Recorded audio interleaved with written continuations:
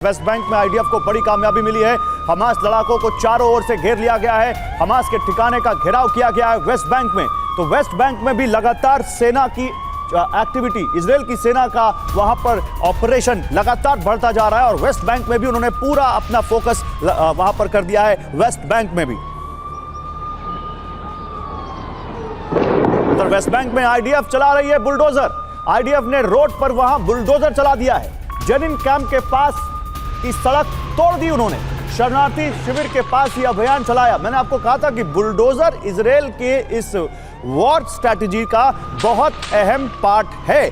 और उस देखिए कैसे बुलडोजर से वेस्ट बैंक में सड़कें तबाह की जा रही हैं। ये क्या हो रहा है, ये बड़ा एक जिज्ञासा का विषय है। सड़कें क्यों तोड़ रही है आईडीएफ? प्रोफेसर राजन कुमार, आपके पास इसके पीछे की कोई रीजनिंग है?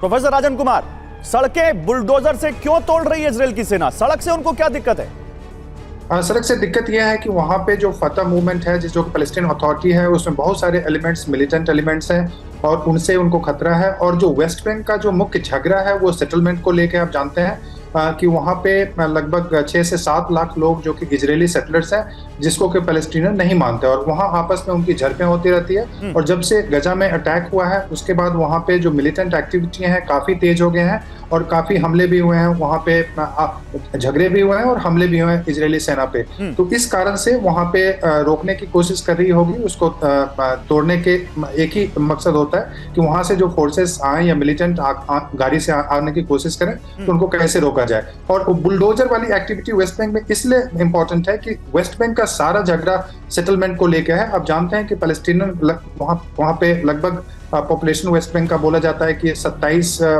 लाख लोग जो कि इस्लाम के मुस्लिम हैं और 7 से 8 लाख लोग वहाँ पे इजरायली सेटलर्स हैं। तो बुलडोजर का जो पॉलिटिक्स है वहाँ काफी पुराना है क्योंकि इजराइल वहाँ पे काफी घरों पे काफी इस ढंग के तोड़फोड़ करता है, जिसको कि वहाँ विरोध करते हैं पैलेस्टीनियन। और इसको यूनाइटेड नेशन भी विरोध करता है क्योंकि उनका मानना है कि इससे वहाँ का जो पॉलिटिक्स है वो काफी खतरनाक होता जा रहा है और आपस में झगड़े की संभावना काफी बढ़ गई है।